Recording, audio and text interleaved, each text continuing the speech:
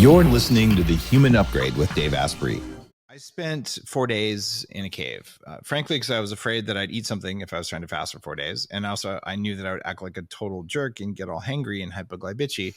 So I was afraid of that. So like, all right, put me in a cave, no people, no food, and I'm just going to face the fear of loneliness, and I'm going to face the fear of hunger at the same time. And that was my last book. And I've been attracted for years to doing something called Vajra Armor, which is meditation in darkness, usually for 10 days. It's like an advanced form of Vipassana. Just finding 10 days to be in the dark, much let alone 10 days for me right now is a little challenging. But you did 7 days in darkness. Why, where, how? Tell me about Sure. that. What drew me to it initially was, so I went through a very, very challenging divorce a few years ago. And at this point I'd sobered up, written my book, business was going well, life was going good, went through this experience, and I broke my sobriety. And like everything I do it hard. So I got to a point where, I'm downing like literally 750 milliliters of vodka a day and going on for 5. I still remember I'd be throwing up over a toilet, throwing up, and then picking up the bottle to drink right after I'm done, so going into a very dark space. And obviously something was missing. So I wanted to go, at this point I've done like run ultras, I've done a lot. And so I was like, I got to go deeper within to find some answers. And so I was actually going to go do a Vipassana, the 10-day silent retreats. I didn't know a darkness retreat was a thing. And when I was doing some research, I stumbled into this concept of a darkness retreat. And that to me was far more appealing than a Vipassana. Because unlike a Vipassana, where in a Vipassana, your eyes are open. So when you shut off the visual sense, which is one of the primary ways in which we engage with the world, you have nowhere external for your consciousness to go. So I can't look at the thing and say, that's a door, that's a wall. I can't go anywhere outside. I have to go within. And that's inevitably like a challenging, intense journey, but therefore the insights that will come from that will be far more profound. So that was the draw to it, why I went there. I went to a place in Germany, this darkness retreat in Germany. And the way it kind of works sort of logistically, you're in this tiny little room, pitch darkness, can't see your hand in front of you, darkness. You can choose 3 options. You can do water, food, or smoothies. I did like a pure water fast. I did the middle ground because I'm an ultra runner, so I'm pretty skinny anyway. And I was going to come out and keep training. I didn't want to lose too much more weight. So I did just smoothies. And they bring a smoothie 3 times a day at various times, and they'll ring a little bell, and you hear the bell, and the hallway is dark too, so you'll come out and grab your food. And other than that, you have nothing to do. You're literally sitting in a dark room. And I also actually, all of these journals are next to me because I was literally typing these out. I had a journal in the dark. I was journaling, and inevitably people ask how, so I had a sort of ruler and would write and move it down. And obviously it wasn't in the lines, but it was legible for the most part. And the stuff that came through was deeply profound. So you see lights pretty much from day 2 into the darkness, because your brain, they say, in that extended period of darkness releases DMT, which, as you of course know, is one of the primary ingredients in ayahuasca. And so you're seeing these light shows that are intense. The brightest white light I've ever seen in my entire life was when I was in the darkness after 5 days. I literally was touching my eyelids like this because I couldn't tell if they were open or closed. I was covering my eyes, sitting in a dark room, seeing this bright light. 6 days into the darkness, I had the very intense light show where I was lying on the bed, and my arms were locked out like this, and I literally felt like I couldn't move them. They felt paralyzed.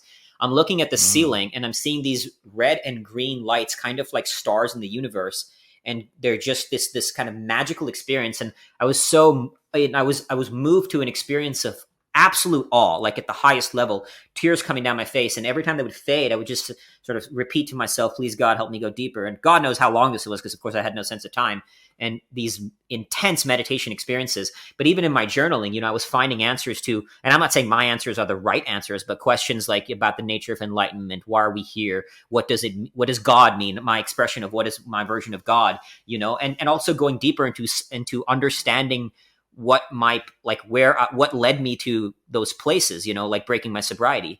And I confronted a lot of things. Like one thing I've always faced, and to some degree it's still there, but I'm much more aware of it, so now it doesn't control me, is this constant guilt about why do I get this life? Like, just because I was born where I was born, I'm instantly blessed with 100 times more opportunities, 1,000 more times opportunities than many other people. Like a few weeks before the darkness retreat, I had gone to do this run across Liberia and doing some humanitarian work out there. And I remember when I was running, I met this kid who had lost his mom in the war, lost his father, left. He was living with this other kid in the village in Liberia. He wanted to go to med school. Odds of that happening were damn near 0. And what was the difference? That kid was born where he was born. And as a result of that, he he's born into a world of darkness and struggle that I didn't do shit to deserve the world I was born into, you know? And so I'd always struggled with being happy, because why do I get to be happy when there's so many other people in pain?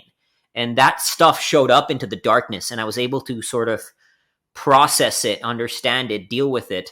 And ultimately, I mean, it took still work after it. You don't have one magic aha and everything changes. You have to constantly practice it and implement it in order for the long-term effects to last.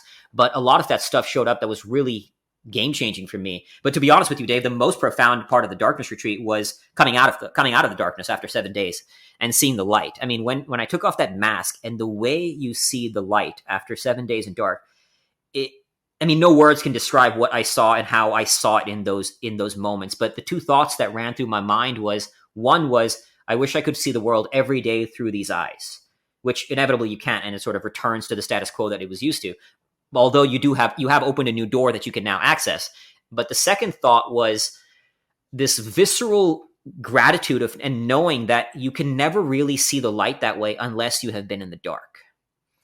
And so I felt this deep sense of gratitude for every bit of pain and suffering and misery I've experienced in life, because only by going into those spaces of darkness, only by opening those doors of pain was I able to access something else, you know? And so only by like opening the doorway into the dark could I find this window into a light that I had never experienced before. And it was a visceral knowing of that, not just sort of a rational idea of it, just this deep knowing. I was again moved to tears seeing the light that way. And that was awe-inspiring. I mean, it's hard to even describe what that moment was like. Was that a transcendent spirit? Was that a transcendent spiritual experience, or was that a coming out of fear experience? I would say it's a bit of both. You know, I think they can kind of coexist. Like if there was one word to summarize what showed up into the darkness, was self-transcendence. Transcendence was the one word. I mean, when somebody recently asked me, what is life about in one word? The word to me is transcendence. So without a doubt, it was a transcendent experience, but it began with, you know, confronting my fear, my fear of stillness, my fear of the loneliness, having just gone through this divorce, my guilt, you know. So, but I think these experiences can all kind of coexist. It doesn't have to be one or the other.